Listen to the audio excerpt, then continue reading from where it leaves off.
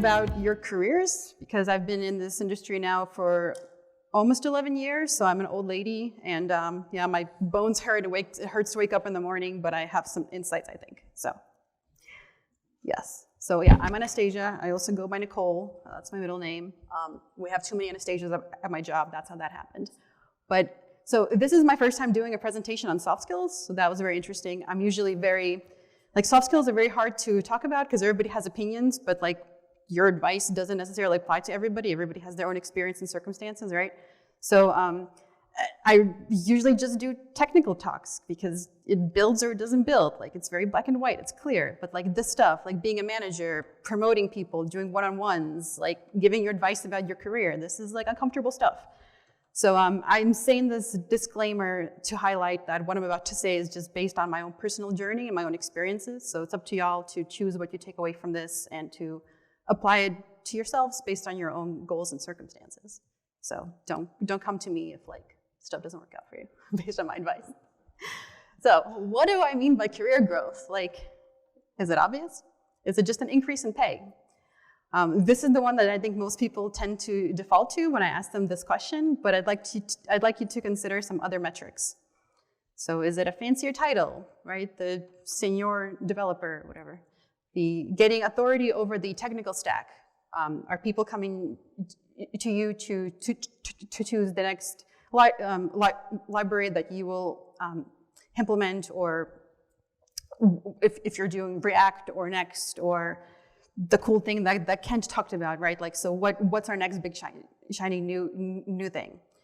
Is it authority over budget? Like, if you get to choose who you hire, who you fire, where you hire, right? Because different states and different countries have different budgets.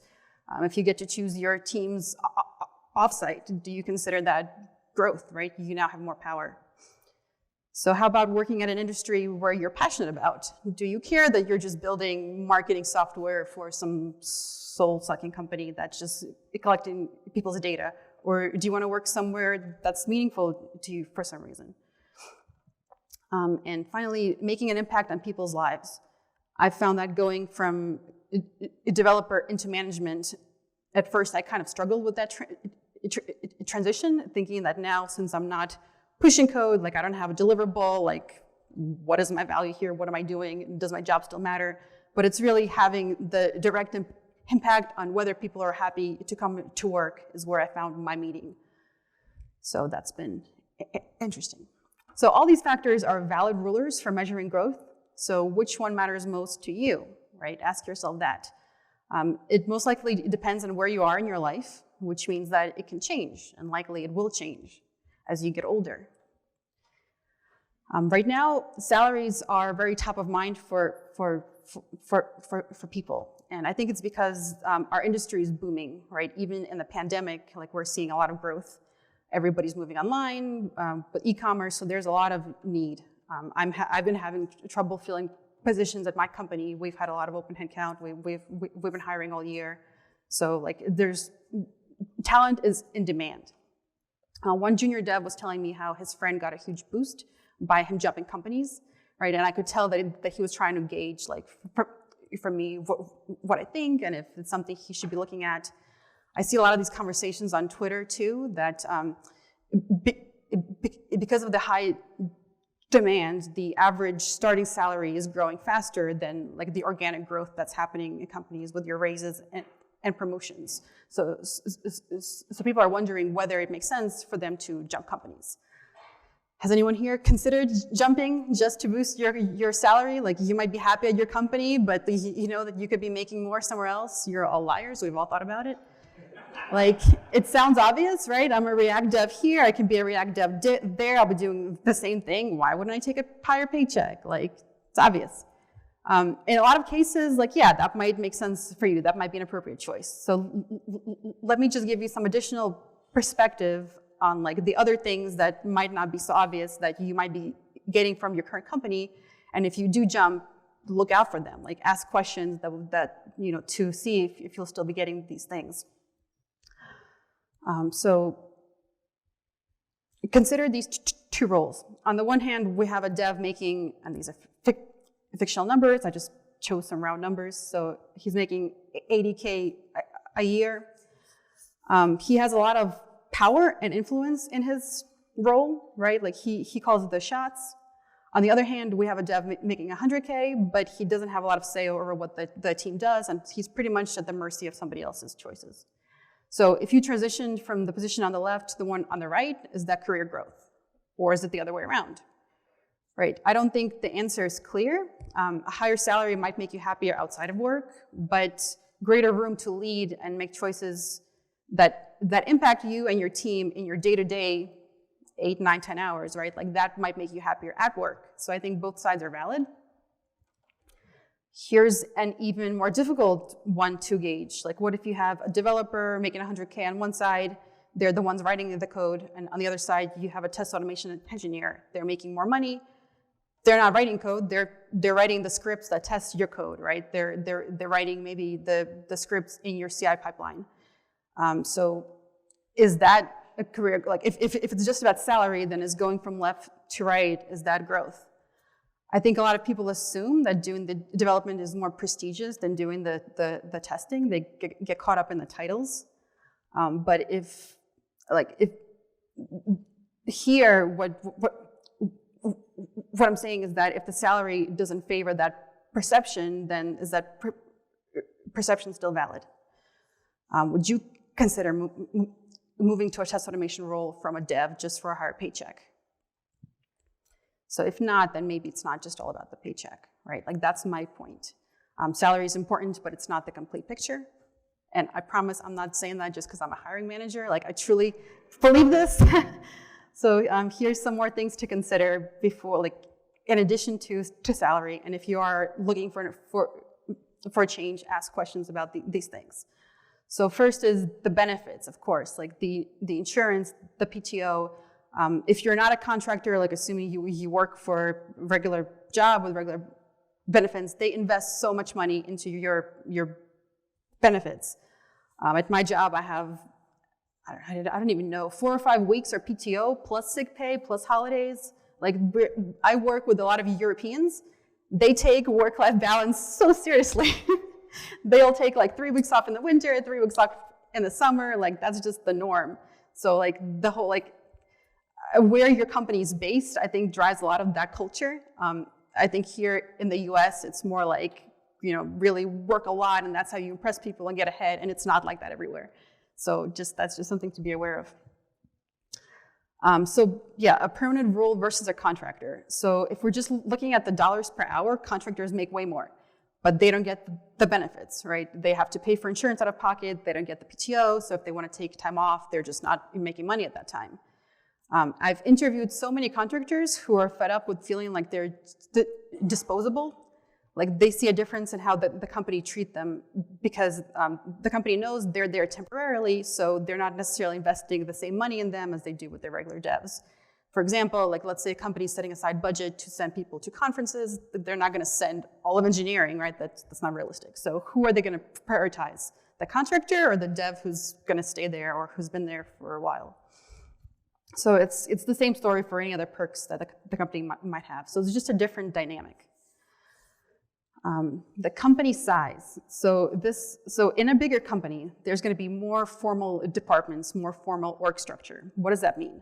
It means that you have more opportunities to try out different roles, and each role will be more clearly defined. So like in a smaller company, you'd be expected to kind of be more ad hoc and wear different hats and kind of fill in gaps as needed, right? But on a bigger company, bigger team, like you have your business analyst, your project manager, your engineering manager, like your security specialist, like all of the people. So if you do want to explore the other options, like it's really clear what the options are. You don't have to think like, what's next for me?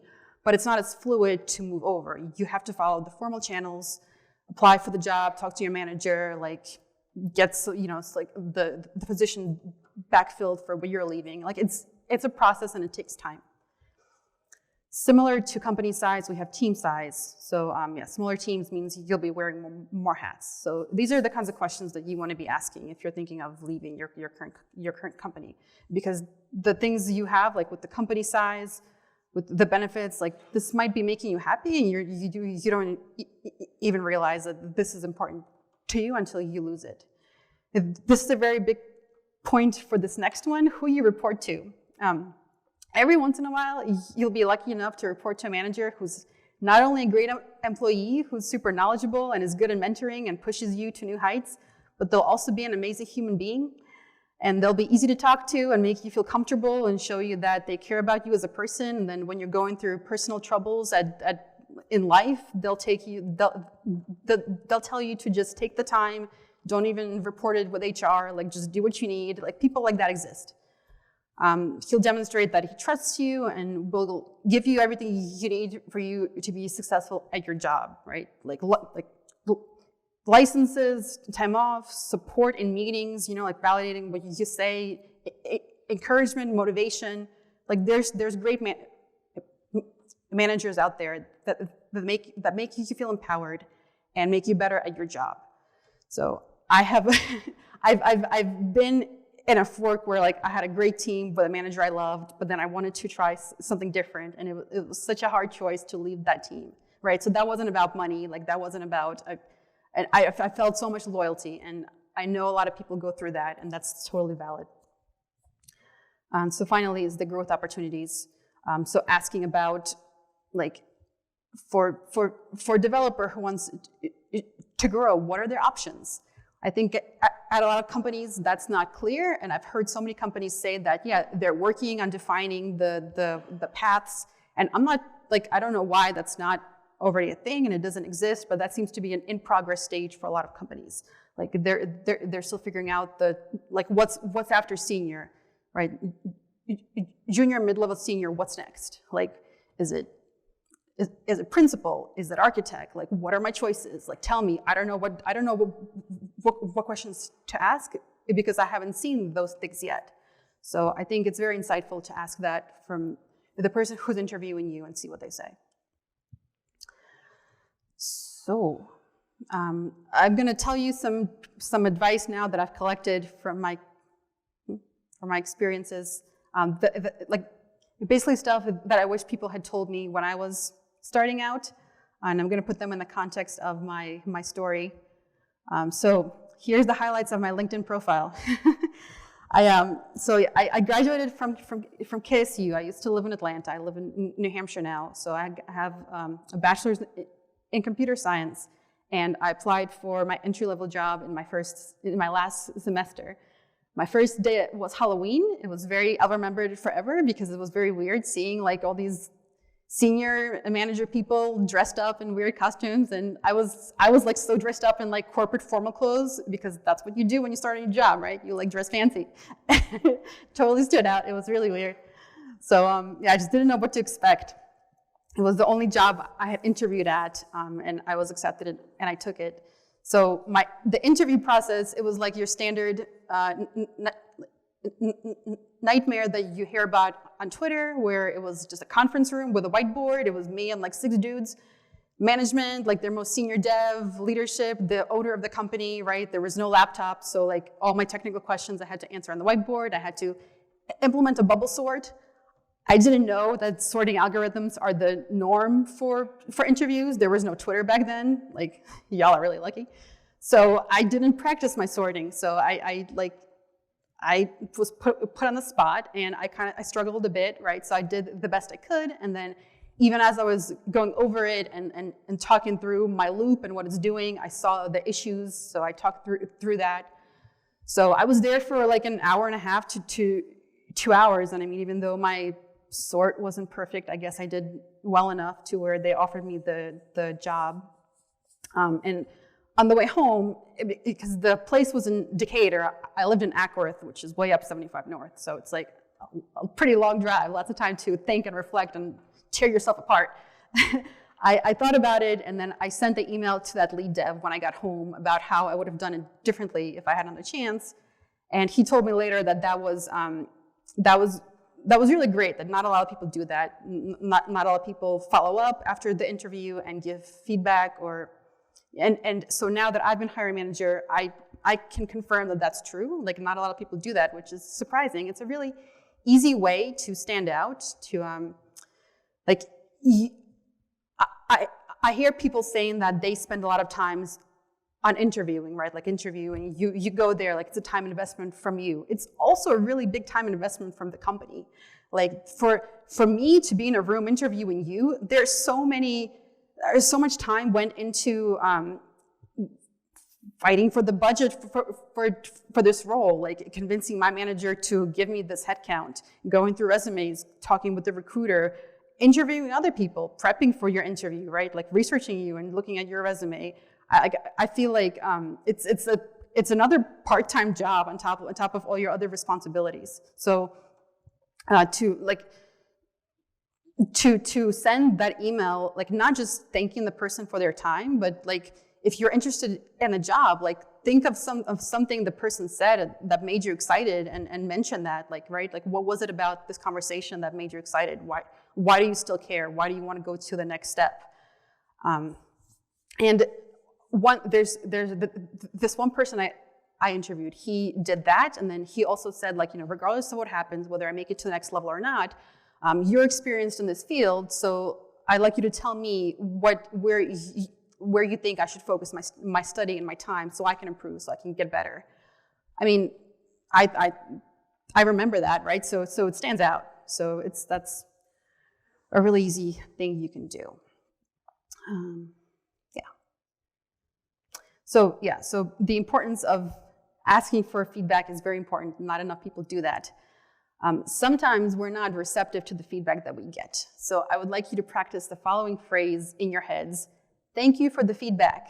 Because there's going to be a lot of jerks. There's going to be a lot of people who complain, right, about what you do with your code, any like processes, whatever.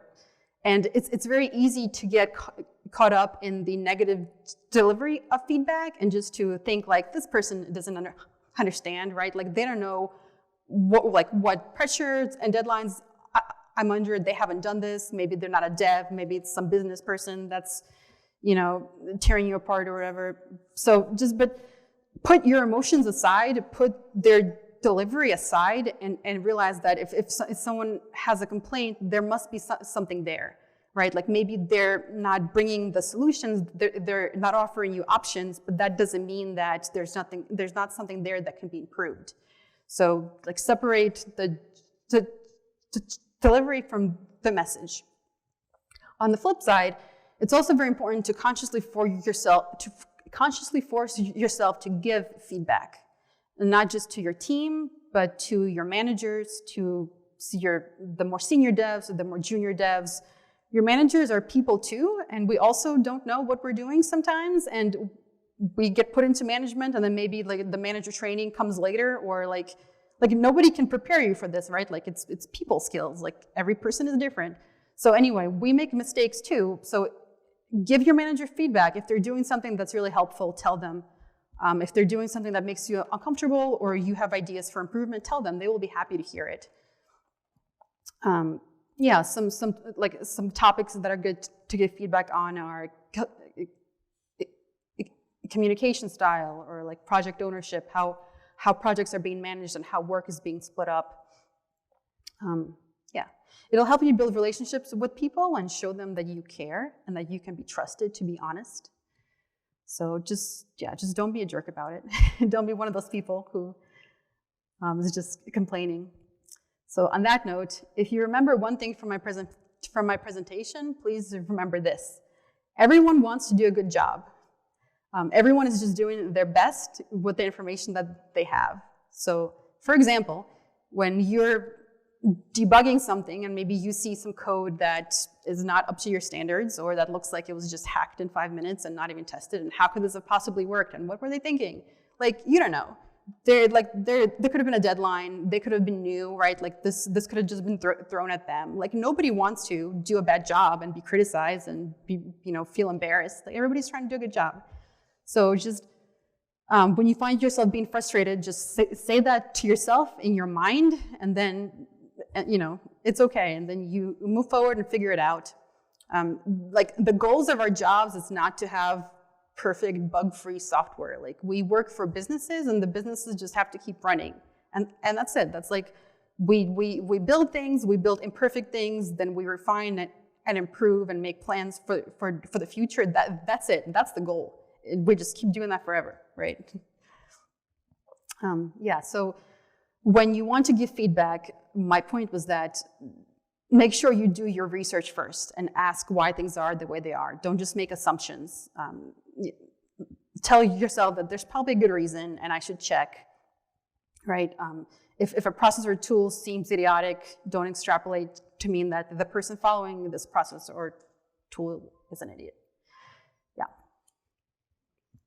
So back to my story. When I was looking for my first job, right, I was just looking at the seniority level. I just wanted to find somebody who'd be willing to take a fresh grad and give me a chance, and I wasn't really aware of the different types of dev jobs out there.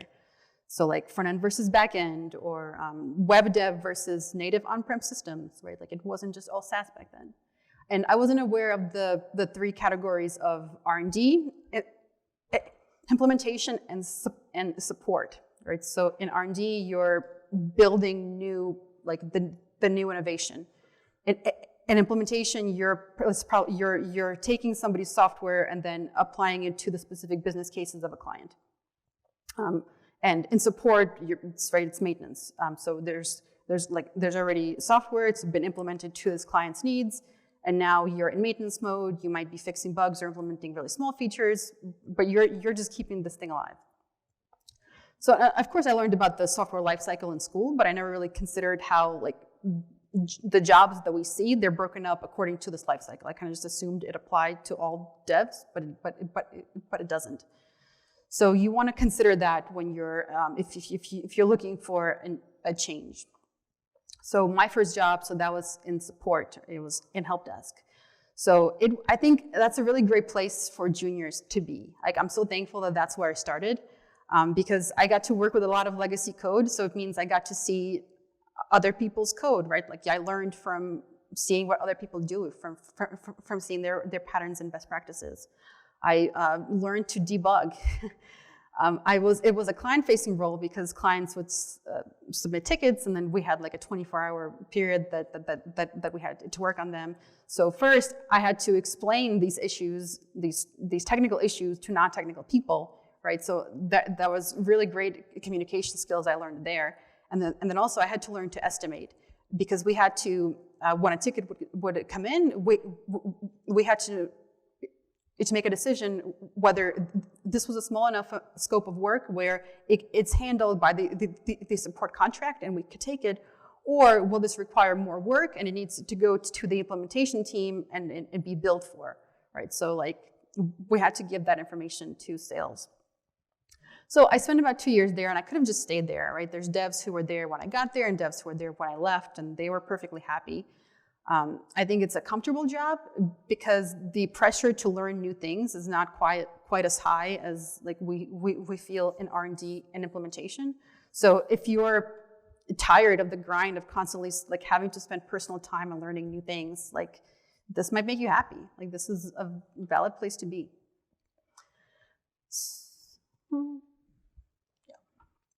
So, but after the 2 years, I felt like I was ready for something more. So why did I feel that? So the skills I'd gained was debugging, quality assurance, right? Like it's such a fast turnaround in tickets that there's really not a lot of time for it to go back and forth. Like you have to get it right, ideally the first time.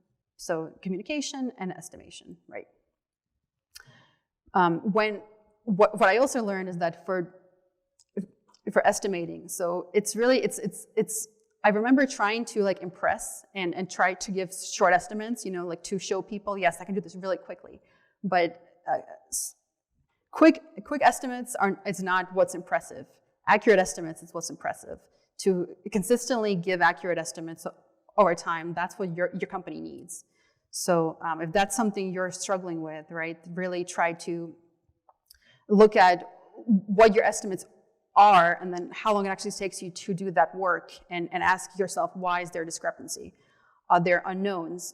Were you working with new technology? Were you dependent on some other team and you were blocked? And then like you kind of build up this mental list of factors in your mind of things that increased scope that when you weren't expecting, and then you learn to pad your estimate according to foreseeing those factors. That's how that works. So, yes. So I was ready for a new challenge. I wanted to move to implementation because that's where I thought I'd be implementing new features. And I didn't really know how to make that happen. I was kind of operating under the assumption that my managers would see I'm doing well, right? I'm turning tickets around. My QA is coming back pretty good, like not a lot of bugs being found. I kind of thought I'd just be noticed. And like I was getting to the point where I was kind of dreading what I was doing and was really desperate for that change. And so the move to implementation never happened, but like somebody left on R&D and the position opened up, and so they made an internal announcement that like people should apply. So I didn't think I was ready for R&D, but I really wanted to change, so I went for it. Like, yeah, that was the best idea. Like, if it seems scary, like it's probably good for you when it comes to this type of work. That super senior dev who was in my first interview, he was the lead on that team. I was so intimidated to work with him. Like, I remember submitting my pull requests and just thinking like, oh my God, like this is so embarrassing. Like, he's gonna think it's such crap. Like, he's spending so much time to give me this feedback of how I can improve my code, and I'm sure he could just like write it himself in like a quarter of the time and be done. Like, that was my thought process. I was so embarrassed. And yes, it's true. Like, he could have written it faster, but like what I'm realizing now is that like what he was doing in mentoring me and the time that he was spending, like that's giving value to the company. That's even like, it's even more valuable than just doing it himself, because he's scaling his knowledge. Like, he's only one person, right? Like he can only write so much code. So by taking the time to mentor others, now he's scaling his awesomeness to me and to other people. And now like he's exponentially growing what he can do. And that's like, the company realizes that. So like, you should never be embarrassed about being junior, about taking people's time, about asking people to give you help. Like, that's expected and that's fine, and people are happy to do it. Yeah. On that note, so like I find that mentorship happens a lot in the context of you're new to a job, right? And there's like an onboarding process. You're paired with somebody, and then kind of once you've been a dev for a while, that kind of goes away. You're now expected to know how to get help or know like where to go to learn new things. That's unfortunate. Like I've seen some companies try to have mentorship programs where they'll have a survey, right? So people will answer about what skills they have, and then you fill out a thing about what skills you want to learn, and then they try to pair you up. And I found those to be kind of awkward. Like, I didn't really know, like, so now I'm in a meeting with this like person like from leadership, and I think they're super awesome, but like, do I just like wait for them to tell me how to be more awesome? Like, do I come with questions? Like, I didn't know how it worked. And so yes, let me say, like, it needs to be driven by you, the mentee. Like, you need to have clear goals of what you want to get out of this mentorship. You can't just like look at somebody who you think is awesome and then say like, hey, dude, make me awesome. Like, you need to identify what it is about them that you think makes them awesome. Is it how quickly they write code? Is it how well they do presentations? Is it how they're totally comfortable in client meetings and they're doing demos and they're just like being put on the spot, but like it's not even facing them? Like, what is it about them that you respect? And then ask them about that specifically, so they can help you improve those particular skills. Like, that's the only way to make it not awkward. Also, if there is that awesome person, you can ask them, hey, can you be my mentor? Like, this is what I really respect about you. I want to get better at this. You don't need to wait for a formal program from your company. That happens. Yes, so let's see. So eventually, so like I was at that place. I learned a lot. I'm really happy I took that risk. Eventually, the company chose to cut that project and focus all resources into a different project. And I was really sick of the commute. It was like an hour-and-a-half drive each way, so that was kind of perfect. I decided to look for a different company that was closer and that stuck with the technology stack that I had fallen in love with by then, which was JavaScript and .NET. So I'm going to share something really personal here. So this was my first time changing companies.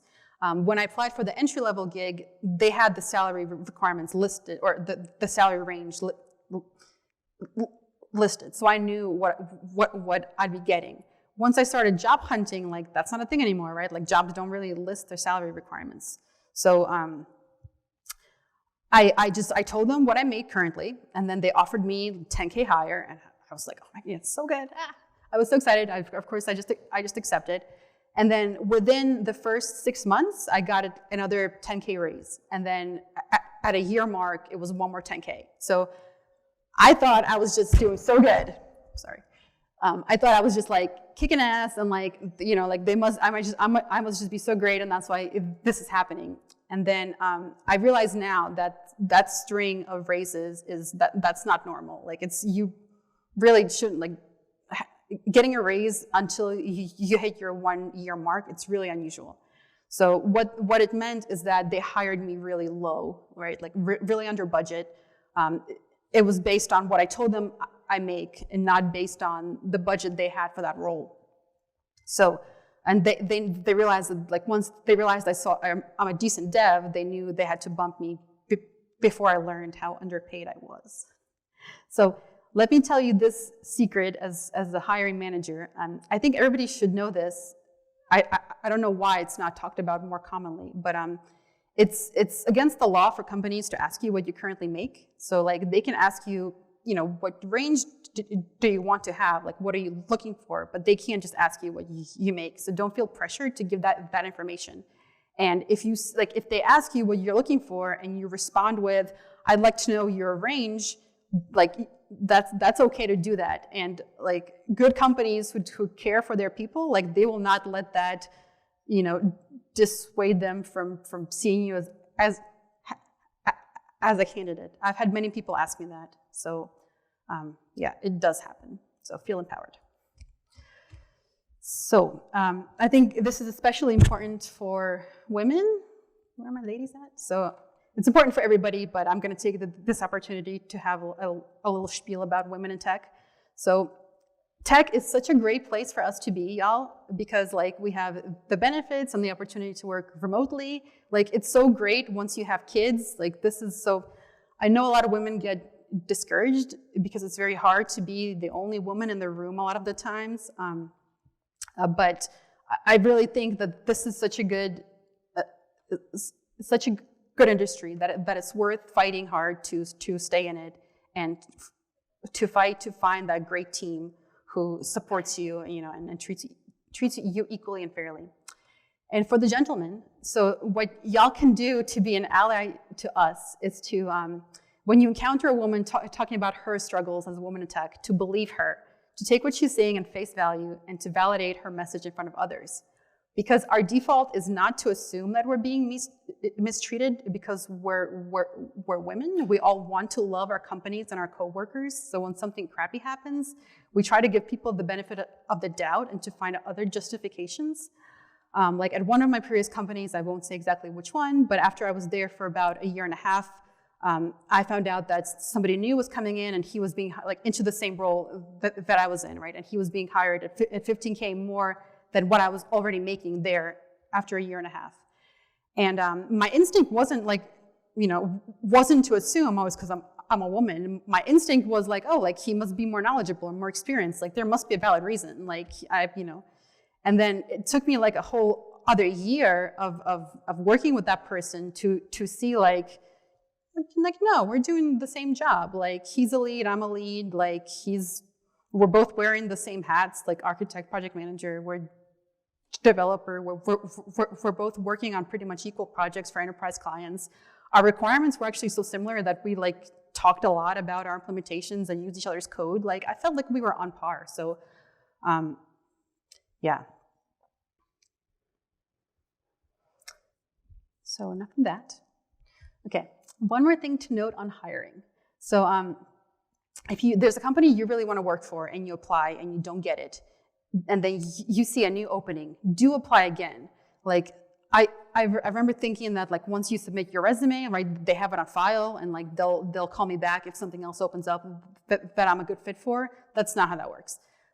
Like you once that the position you applied for, once that gets filled, like those requisitions are like gone with that job, because if a new requisition opens up, the assumption is like anybody who applied there, they've already found something else, right?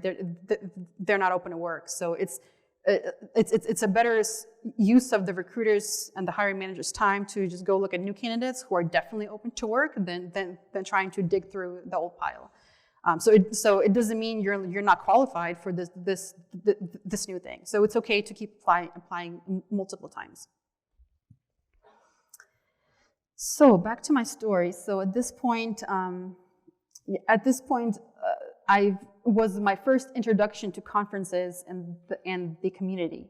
So I saw the prestige that people who were associated with being a conference speaker received. I saw that people were really excited about applying for conferences and speaking, and I didn't really understand why, because to me it looked like it was just a whole lot of extra work on top of your day job to do these presentations, right? Like it's a lot of work to put together, especially a technical talk with like demos. Like it's a lot of work. So, but then we sponsored a conference and I got to go to work the booth, and then I saw like what the big deal is about. So you guys are here, so you must understand kind of what I'm talking about, like at least a little bit, right? Like conferences is where, it's where you network and make connections. And my biggest piece of advice to junior devs is like, don't undervalue networking and socializing. That is the single most beneficial thing that you can do for your future self. Like regardless of your career path goals, it's very difficult to build a career at your company without building a network of trusted people who you can share ideas with, who can be honest with you and give you feedback, who can tell you about new opportunities, right? Like if a position opens up, like you hear about it from these other people who you made a connection with. Jobs give referral bonuses because they want people to come and bring in their networks. So even if you're an introvert, even if you're somebody who doesn't find socializing easy, like you have to consciously make an effort to do it. Like that will help you so much more than spending the time learning new libraries or learning the technical things that you do on your own. It's really vital to your career. So just accept that network building is a worthwhile investment of your time, right? It's not wasteful. So on that note, the best and easiest way to network is to get involved into conferences and to speak at conferences. So if your gut reaction to that statement is panic because public speaking is terrifying, please let me assure you that that's perfectly normal. And the guys up here make it look very easy because they're very well practiced. So all of the speakers at one point were first-time speakers and were freaking out. And you get, it's not a skill you're born with, it's a skill you practice and get better at, right? And it gets easier every time, not just the speaking part, but actually making the presentation. You get faster at doing these decks. You get, I never got the chance to fully run through this, but based on how many slides I have, I kind of know how much time it's gonna take. So you're able to pump these faster, and then it doesn't feel like such an overwhelming commitment on top of your day job. It's something you can actually take on. I also have a stutter, and so growing up, like speaking was terrifying for me. Like I was a very shy kid because I went through that experience of meeting people, and then I start to stutter, and they make this face, like what is wrong with you? And I just avoided people. But so if I can be up here and overcome that excruciating fear, like any of y'all can do it. Like it's okay. Like I just had to think through what's the worst that'll happen. It's okay, so I might not do well, right? And you guys walk away thinking I just wasted an hour of my life. I can live with that. Like I'm all right. So hopefully I've convinced y'all to apply. So the next step is submitting your call for paper. So I have a pretty impressive track record with CFPs. So far I've been accepted to every one that I've applied for. And don't get me wrong, I'm not trying to just toot my own horn here. I know that a lot of them were because I knew the organizers. I feel like, I had an advantage there, or it was a conference that my company was doing. So like, yeah, I don't just think I'm the super genius who like, everybody needs to hear what I'm saying. But I was accepted as a first-time speaker at ConnectTech a couple of years ago. I was accepted at Microsoft Build, which is very prestigious. So I feel like I like know the recipe, and so I'm gonna share it with y'all. Let's see, okay. Yeah, oh, and let me just say that, like, don't get mad at the organizers for giving the advantage to people who they know, because their job is to put on a good conference. Their job is to make y'all feel like your time and money is well spent. So for them to take on a new speaker, it's a lot of risk, right? So if they know like somebody always delivers quality content, like that, they're choosing to take that person for y'all's sake. So that wasn't like a dig on them. So anyway, with that being said, so you're writing your CFP. What's the secret? The secret is to treat it like you're talking to cops. Everything you say can and will be used against you. Keep it short, keep it sweet, keep it vague. So your mindset when writing a CFP should not be to try to convince the organizers that you're smart enough or experienced enough to be selected. I mean, it'd be really nice to get that validation. Nobody wants to be selected and then go on stage and embarrass themselves. But the CFP submission is not the place for you to work out your imposter syndrome. Like the more beneficial mindset is that you're trying to give an elevator pitch for your idea. You're trying to tease and show just enough content to make them want to ask questions and make them want to hear more. And remember that if your talk is selected, like that blurb is what goes into the description on the agenda, right? So your audience, when you're writing a CFP, like don't think of the conference organizers, think of the attendees. And like you guys, like I'm sure all of you planned on reading the entire agenda prior to coming here and making a plan. And then what happens? Like we don't have time, so we get here and we're all like skimming through it the morning of. So like you're just like skimming through it and you're making a quick snap judgment about which track you're going to go to. And like so that's the audience you're writing for, right? Like your thing just has to grab them and to grab them enough to make them want to give you that time at that moment. So someone should just be able to skim that blurb and like find your topic interesting. So let's review the submission that got me here. So after 10 years in the tech industry, within the first sentence, I make a point to position myself as an expert and give reasons why I'm credible on this topic. That's very important, especially if you're a first-time speaker. You're asking the organizers to trust you with their audience, so you need to give them some justification for this. But Anastasia, I just recently became a dev. I don't have 10 years. Am I still credible? Of course. Like, it doesn't have to be something like that. It could be as a developer supporting React code in production, right? As a developer who recently dealt with performance issues and an angry client. As a total noob in the industry. Like, your perspective and not necessarily your perceived level of expertise is what makes you credible to talk about your topic.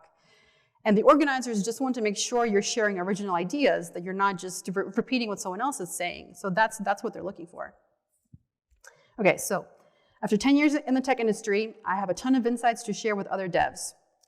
So that's an important highlight because I'm telling the organizers who my target audience is.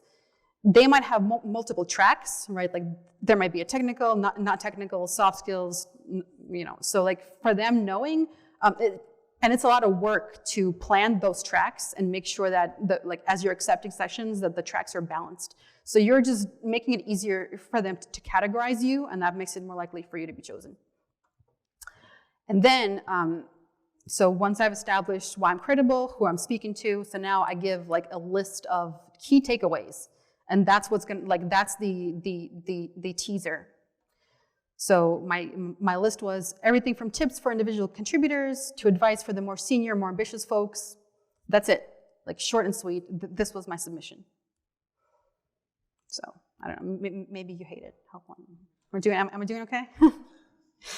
Okay, back to my story. So once I started to get into the dev community, I became aware of new, better opportunities. I talked to people who told me about their companies, their open jobs. So I decided to try something new.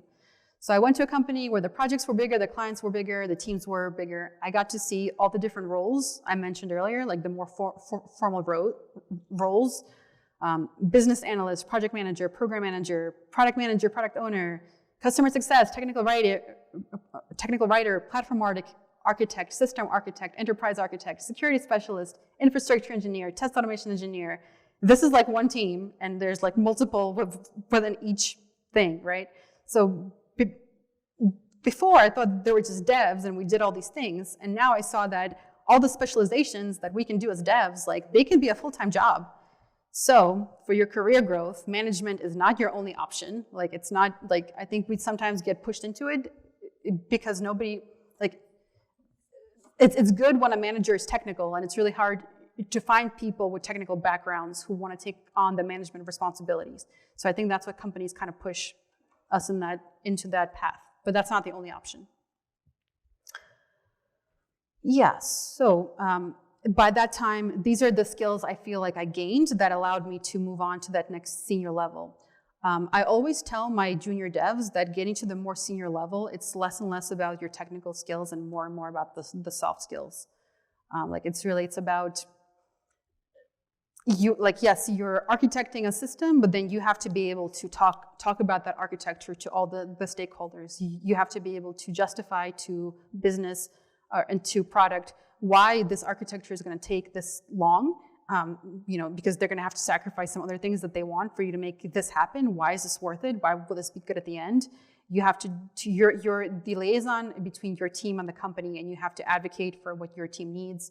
If your team needs more time to refactor, if your team has technical depth, you have to be able to explain that to people. At some point, like, no one's going to ask you to document your team processes, but at some point you just have to start doing it, because as you get new people joining, you're going to get sick of repeating yourself over and over.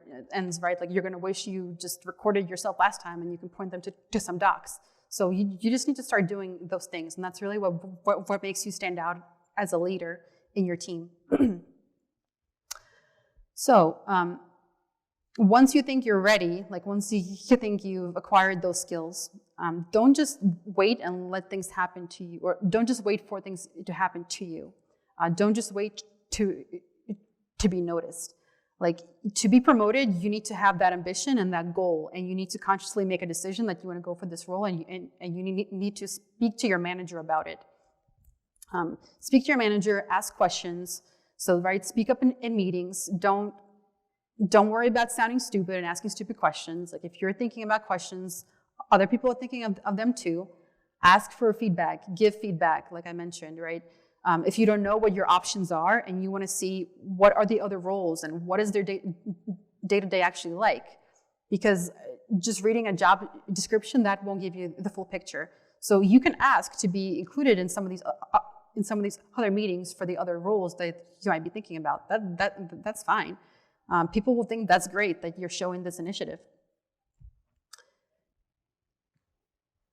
Yeah, and as managers, like, we're not mind readers, so we don't know if you're unhappy. Like, we might notice, like, if there's a change. If it's a good manager, they'll notice that there's a change in you, but you need to explicitly say what you want. So once you've made that, once you've had that conversation, what is it that we are trained to consider when making the choice of a promotion or a raise, right? So this is how you get rated. First is what you do, like, what are your actual contributions and deliverables? Are you delivering all of the features you committed to? Are your estimates accurate? Like, how's your code quality? What are you doing? How do you do it? Like, are you just, is everybody around you miserable because you're such a stuck-up jerk because your code is so wonderful you can't be bothered to, like, help juniors? You know what I mean? Like, how you do it is important too. And like managers, they're looking at the whole team. They're not just looking at you. So if for you to do what you do, you have to, like, leave bodies in your wake, that's not okay.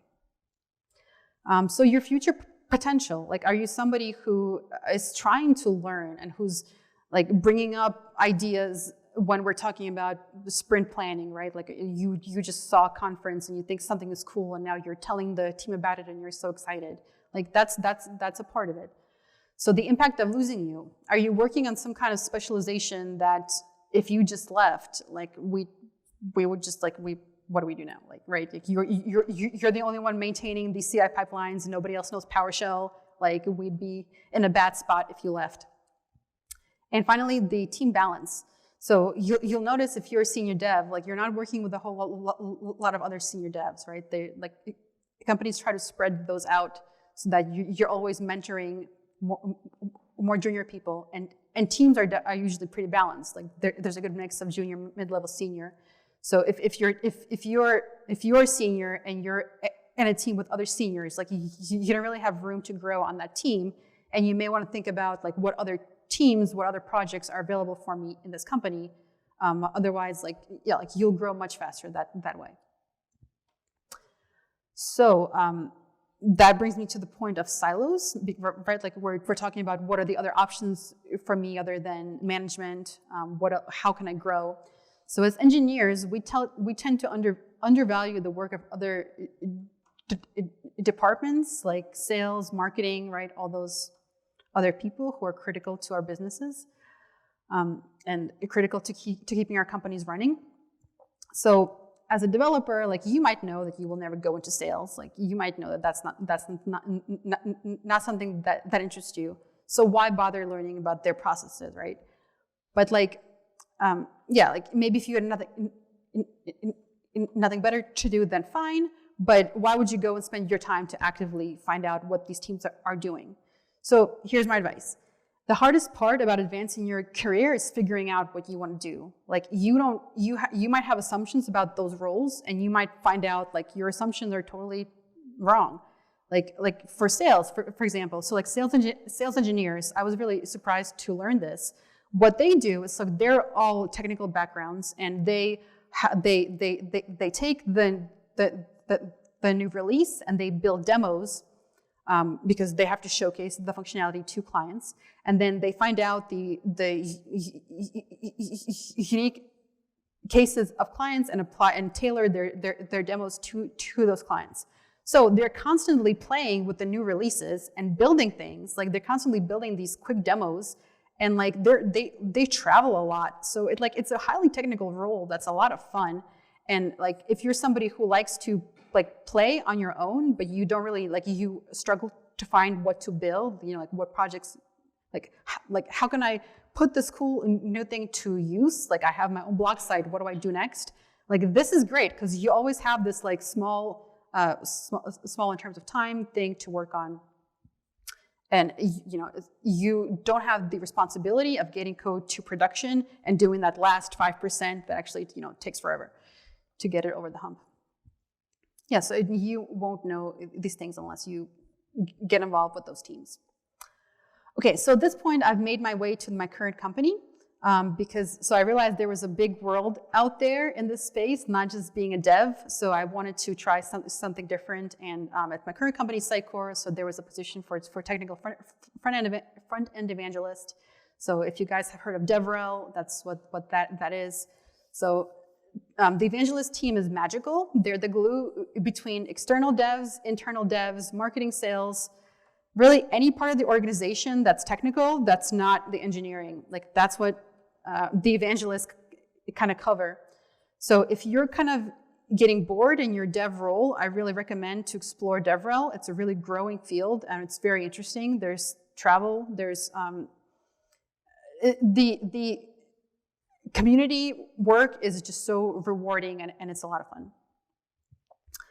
So these are the skills that I feel like took me from senior dev into the team lead role. And it's a lot of what I mentioned with the communication and being the liaison for your team and advocating for your team. You kind of have to stop thinking at the individual contributor level as you're going up and really separate your value from what am I bringing to the table and start thinking of it as what is the team bringing.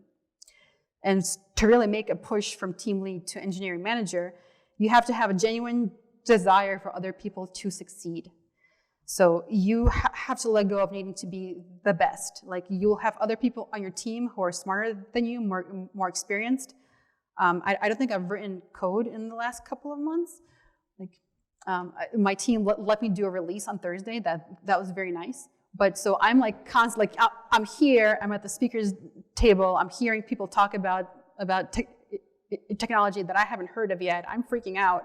Like, why, like, am I okay to be doing this job? And yes, because your responsibility is not to know everything and to have all the answers. Like, you have a team for that. So, like, that's okay. Your job is to grow your team and to make sure they're happy and to give them what they need so they can be awesome and be experts, right? But if that's not something you think you care about, like, you know, if you don't find joy from helping other people grow, then the manager role is not for you. Okay. So one thing you'll do as manager is you will pitch ideas to leadership. And originally, I called this pitching ideas, and then I changed it to pitching initiatives. And it's because I realized that when you're pitching ideas, it means that you're not ready to talk to leadership yet. You have a complaint. You have an idea, and that's easy. You see something that should be changed, that's your idea. You're ready to talk to leadership about it when your idea has an actual plan behind how you would fix it. You need a focused problem statement, some value props to convince the company why they should care, milestones, like a breakdown of your plan, maybe even budget, right? And like a definition of how to measure success. Like, that's like that right there. So I've used this approach to get more headcount, to get budget for training, for us to go to conferences. Right now, we have an internal DevEx program that we're in the process of building out, and it initiated from this. So yeah, just that's more about the giving feedback, but now taking that to the next step of how to actually talk people into listening to what you have to say. Okay, that's it. I'm 1 minute over. I have a couple of helpful resources, so maybe they'll just take pictures, or yeah. So if you're in that place where you know you want to grow, but you don't know what's next, so there's the State of JS annual survey, which has really helpful insights about what technologies people are working with, what technologies they enjoy, and most importantly, what new technologies people are excited about and want to work with next. So you kind of it can be ready for the future. And then there's this roadmap.sh site, which has step-by-step guides on what it takes, like in the current year, to be at this role. For example, a front-end dev.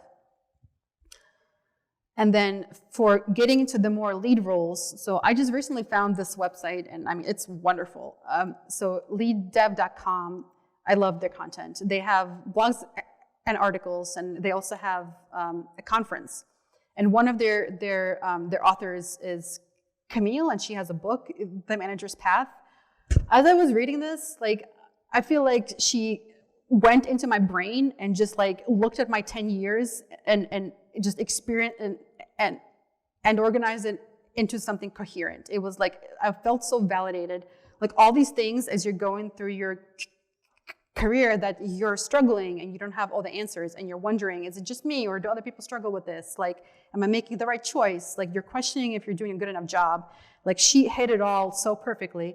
So I think this book is valuable to everyone, no matter where you are. And even if you're not a manager, like, you learn how to interact with your managers and get the most out of that relationship.